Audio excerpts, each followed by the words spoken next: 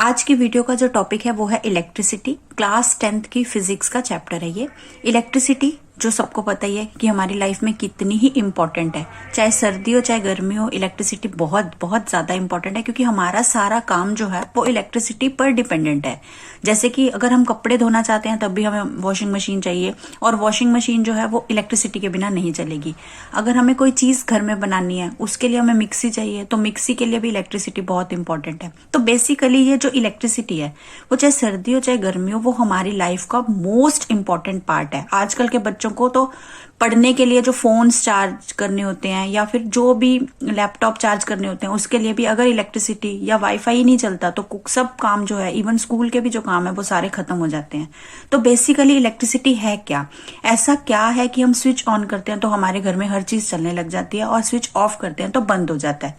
तो basically electricity की एक सिंपल जो हमारी डिफाइन है वो क्या होता है?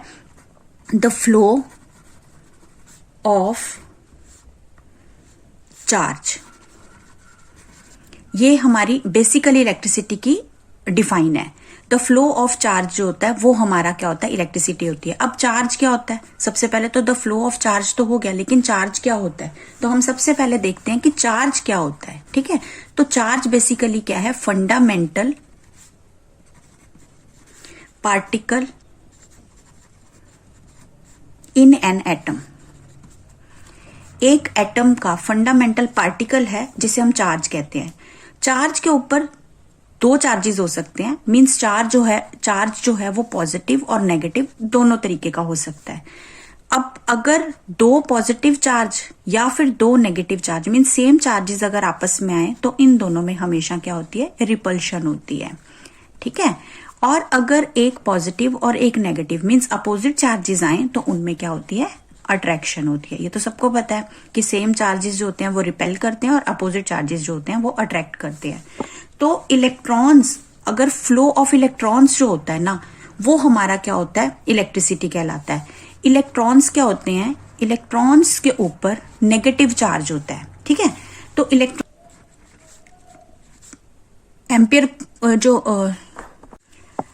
तो इलेक्ट्रॉन्स को समझने के लिए हम क्या करें? अगर एक सर्किट बनाते हैं तो सर्किट में जो हमारी बैटरी होती है उसके ऊपर एक पॉजिटिव और एक नेगेटिव चार्ज होता है। इलेक्ट्रॉन्स के ऊपर नेगेटिव चार्ज है तो बट ऑब्वियस है कि जो नेगेटिव चार्ज है वो टुवर्ड्स पॉजिटिव जाएगा, है ना। अट्रैक्ट जो होते हैं अपोजिट होते हैं, तो नेगेटिवली चार्ज पार्टिकल जो है वो पॉजिटिव की तरफ जाएंगे। तो मतलब इलेक्ट्रॉन्स का जो फ्लो है वो कहाँ आएगा? Negative to positive.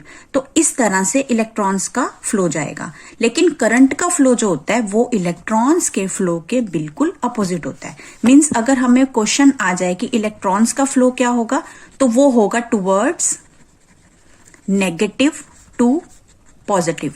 बट जो करंट है उसकी डायरेक्शन क्या होगी? टुवर्ड्स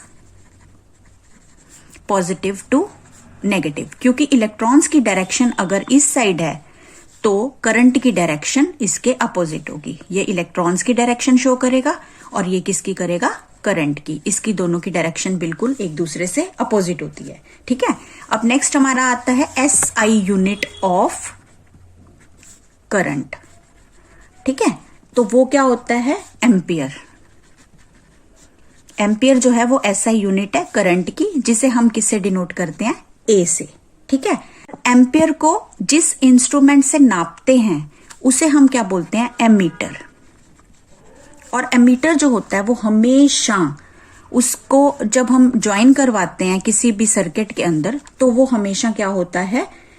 सीरीज में कनेक्ट होता है। तो एमीटर जो होता है वो always connected in series and उसके अंदर जो रेजिस्टेंस होता है वो बहुत ही कम होता है, बहुत ही लो होता है, वेरी लो रेजिस्टेंस। रेजिस्टेंस क्या होता है? करंट के फ्लो को रोकने की पावर। रेजिस्टेंस जो है बेसिकली क्या होता है? करंट के फ्लो को रोकती है। ठीक है, तो ये कैसे है? ये ओम्स लॉ में आगे हम पढ़ेंगे। हमारा नेक्स्ट टॉपिक आता है पोटेंशियल डिफरेंस। पोटेंशियल डिफरेंस, अब ये क्या होता है? देखिए, अगर हम एक सर्किट में इस तरह से बैटरी को लगाते हैं, जो मैंने पहले भी आपको बताया, तो इस इस बैटरी के अंदर पॉजिटिव और नेगेटिव के बीच में डिफरेंस आता है, तो इसे हम बेसिकली पोटेंशियल डिफरेंस बोलते हैं। तो इसकी डिफाइन जो है वो क्या है, work done to move unit charge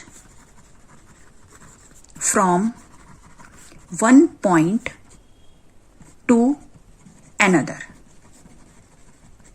means वो वर्क डन जो एक यूनिट चार्ज को एक पॉइंट से दूसरे पॉइंट तक ले जाने के लिए किया जाता है, उसे हम उसका पोटेंशियल डिफरेंस कहते हैं। ठीक है, ओके।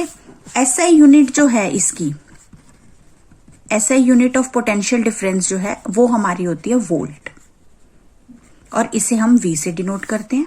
ठीक है, अब 1 वोल्ट क्या होता है? 1 वोल्ट होता है when 1 joule work is done in carrying 1 coulomb charge, then the potential difference is called 1 volt। ठीक है, मीन्स अगर हम 1 कुलाम चार्ज को एक पॉइंट से दूसरे पॉइंट तक लेकर जाएं तो उसमें जो वर्क डन होता है वो कितना होता है, 1 जूल। तो उसे हम क्या बोलेंगे, 1 वोल्ट। ओके, 1 कुलाम चार्ज को एक पॉइंट से दूसरे पॉइंट पर ले जाने के लिए 1 जूल वर्क डन होता है, और उसे हम क्या बोलते हैं, 1 वोल्ट। 1 वोल्ट की एसआई यूनिट, वोल्ट को पहले तो नापते किस में है, वोल्ट को जिस इंस्ट्रूमेंट से नापा जाता है उसे हम क्या बोलते हैं, वोल्ट मीटर। ठीक है, और वोल्ट मीटर हमेशा जो होता है कनेक्ट होता है पैरेलल, कनेक्टेड इन पैरेलल। जैसे हमारा एमीटर जो था वो हमेशा सीरीज में होता है एक सर्किट में, और ये क्या होता है, हमेशा पैरेलल होता है।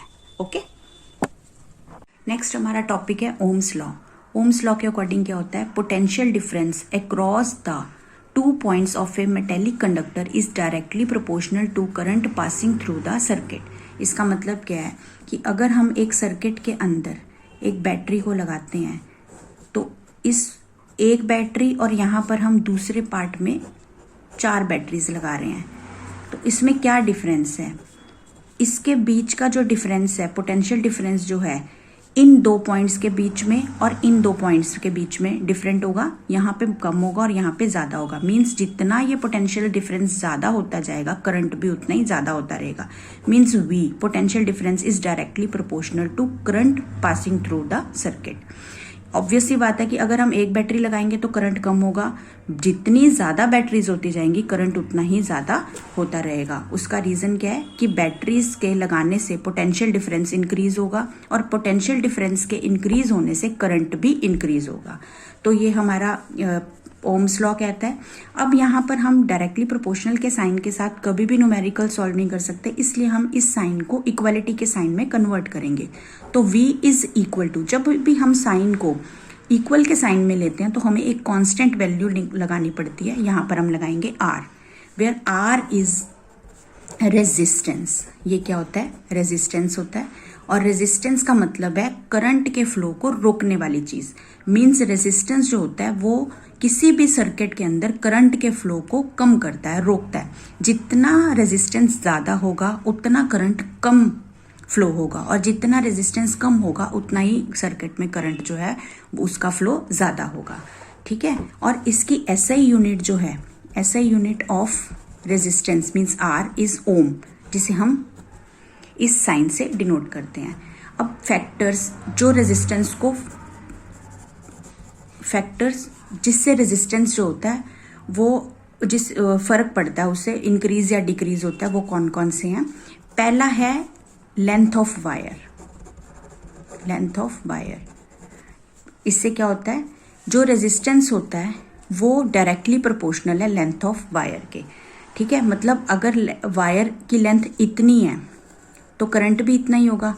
अगर इसकी वायर को इंक्रीज करके डबल या ट्रिपल कर दिया जाए तो करंट भी डबल या ट्रिपल होगा। मीन्स अगर लेंथ बढ़ेगी तो रेजिस्टेंस भी बढ़ेगा, लेंथ कम होगी तो रेजिस्टेंस भी कम होगा। और दूसरा होता है एरिया। एरिया कैसे, एरिया पे रेजिस्टेंस कैसे है, इनवर्सली प्रोपोर्शनल। ठीक है, इसका मतलब क्या है, देखो अगर इतनी सड़क है तो उसमें से निकलना और इतनी सड़क है इसमें से निकलना, दोनों में फर्क आएगा। इतनी सड़क में आपको रेजिस्टेंस, रोकने की पावर ज्यादा मिलेगी, जबकि इतनी बड़ी चौड़ी सड़क में आप बड़े आराम से निकल पाओगे क्योंकि रोकने की जो चीज है वो कम होगी। तो रेजिस्टेंस रोकने वाली चीज है। यहाँ पर एरिया अगर कम है तो रेजिस्टेंस ज्यादा है, रोकने वाली पावर ज्यादा है। अगर एरिया ज्यादा है तो रोकने वाली पावर कम है। तो ये इनवर्सली प्रोपोर्शनल होता है। एरिया बढ़ेगा तो रेजिस्टेंस कम होगा, एरिया कम होगा तो रेजिस्टेंस ज्यादा होगा। और अगर हम इन दोनों को कंबाइन रूप में लिख लें, अगर मैं इसको फर्स्ट और सेकंड मानकर कंबाइन रूप में लिख लूं तो ये बेसिकली क्या हो जाता है, L/A। अब फिर दोबारा से हमें इस साइन को चेंज करना पड़ेगा, तो हम यहाँ पे इक्वलिटी का साइन लगाकर रो L/A, ये जो रो है जो P की फॉर्म में हमें नजर आ रहा है, इसका RHO रो, ये जो होता है ये बेसिकली क्या है, एक कांस्टेंट